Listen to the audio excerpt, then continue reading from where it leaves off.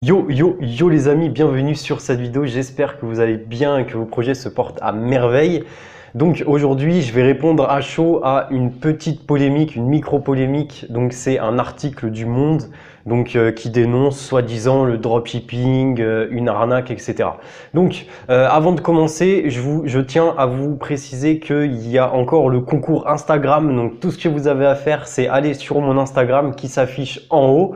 Et donc vous allez sur ma dernière photo, vous mettez un like et vous commentez que du lourd. Donc vous commentez ça et puis aussi vous vous abonnez à mon Instagram et à ma chaîne YouTube, c'est important.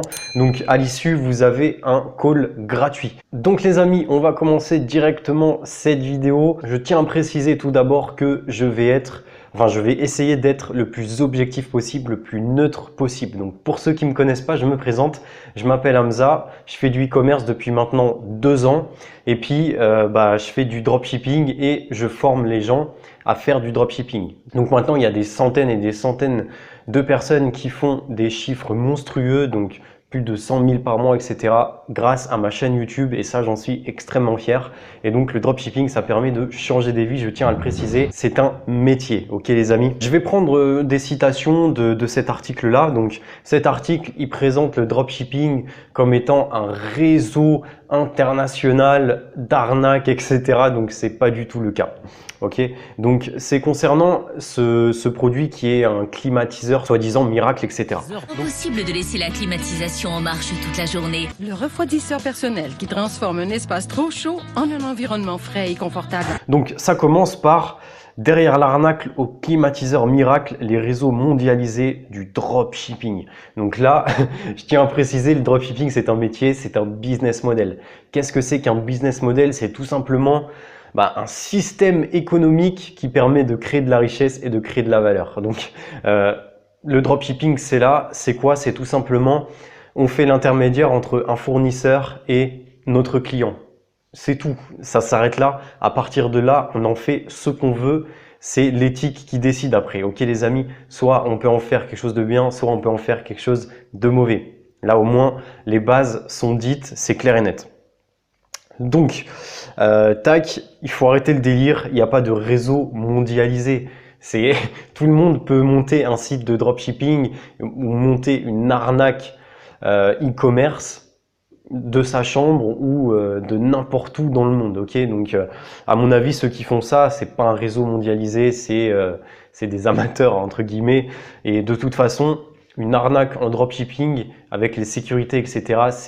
C'est pas possible de monter ça, ok les amis? Donc je tiens à préciser que c'est comme tous les business et tous les commerces possibles, à partir du moment où on fait ça de façon éthique, je ne le cesse de le répéter sur ma chaîne, il n'y a aucun problème, c'est tout à fait légal et ça change la vie de centaines, si ce n'est de milliers de personnes chaque mois, chaque année. Peut-être qu'au fond, c'est ça qui dérange.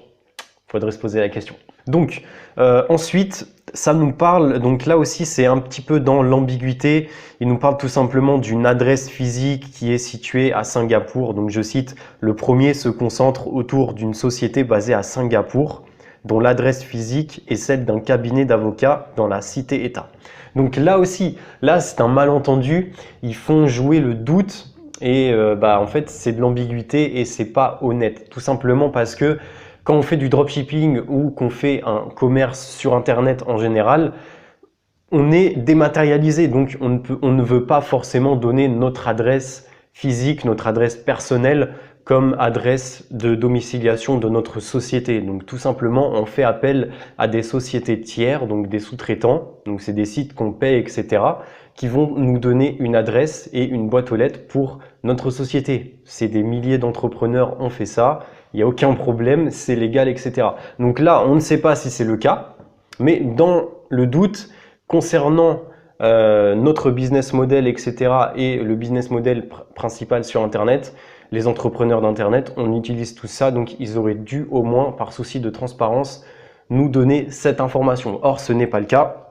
Voilà, on est des centaines, si ce n'est des milliers d'entrepreneurs du web à utiliser des adresses de domiciliation sur des sociétés.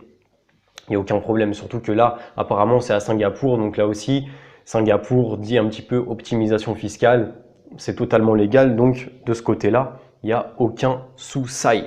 Donc ensuite, ils nous disent que ces sites-là, ils font de la promotion pour un climatiseur un petit peu bullshit. Donc c'est clairement, ça ne marche pas, etc. Ça marche à soi-disant 70 cm. À partir de là, ça ne marche plus. Donc là, tout simplement, c'est là que j'entre en jeu. C'est là que j'entre en jeu et en fait, je le répète depuis le début de ma chaîne, il faut faire du marketing éthique et il faut faire du dropshipping et du commerce de façon éthique. Ne vendez pas n'importe quoi, ça sert à rien.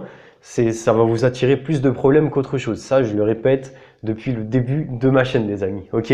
Donc ensuite, ils disent ces différents sites flirtent avec les limites de la légalité. Là aussi, ils n'ont pas tout à fait tort.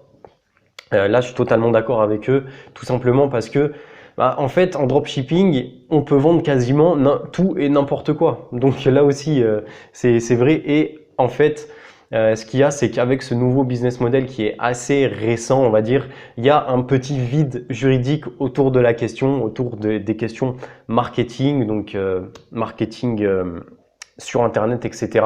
Il y a du vide juridique, là encore. Les années vont nous dire comment ça va évoluer.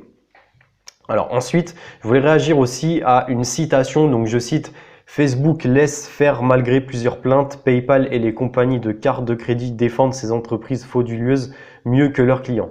Alors ça, si vous êtes un tant soit peu dans le business model du dropshipping, vous savez que c'est totalement faux. Donc là aussi, ils le disent après dans la suite de l'article. Facebook a un système de sécurité qui est hyper opérationnel. Si vous faites n'importe quoi avec vos pubs, les clients sont sondés, donc ceux qui ont cliqué sur votre site et ceux qui ont acheté, parce que voilà, c'est un petit peu c'est suivi avec les pixels, etc.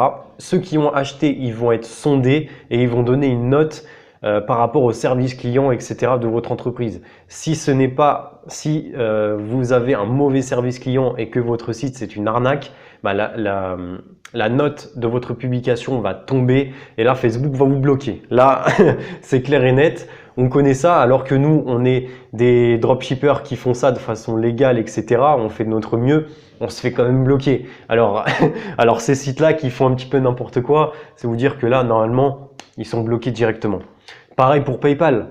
Nous aussi, on fait du dropshipping de façon tout à fait légale, avec un service client au top, etc. Vraiment, on peut pas faire mieux. Et on arrive quand même des fois à se faire bloquer par PayPal. Donc là aussi, si c'est des sites vraiment qui sont frauduleux, ils vont pas durer longtemps sur PayPal, croyez-moi. PayPal, c'est au niveau sécurité, c'est vraiment le top du top. Ils font le mieux pour leurs clients, donc c'est-à-dire la majorité des gens de la vie de tous les jours. Donc pas forcément les commerçants, mais surtout les clients. S'ils voient que les clients ne sont pas satisfaits d'un commerce, ils vont les bloquer directement. Ils vont bloquer ces commerces directement. Voilà, hein, c'est pour vous dire que la sécurité en dropshipping, c'est quand même assez carré. Ok les amis. Donc les amis, j'espère que vous avez un petit peu la conscience tranquille et que le dropshipping, vous savez très bien que ce n'est pas une arnaque, c'est un métier, ça change des vies tous les jours. Moi, ça a changé ma vie personnellement. Donc là aussi, je vous ferai une petite vidéo sur mon parcours. Voilà, hein, tout simplement.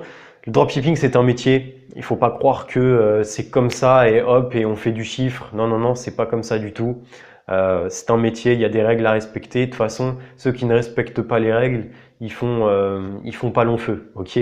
Donc moi aussi, hein, sur cette chaîne, je veux des vrais entrepreneurs. Je le dis depuis le début, on n'est pas là pour faire du chiffre sur 2, 3, 4 semaines. On est là pour faire du chiffre sur du long terme, les gars. C'est comme ça qu'on monte un business et c'est comme ça qu'on crée de la richesse sur le long terme, etc. les amis. Ok. Donc voilà, vraiment,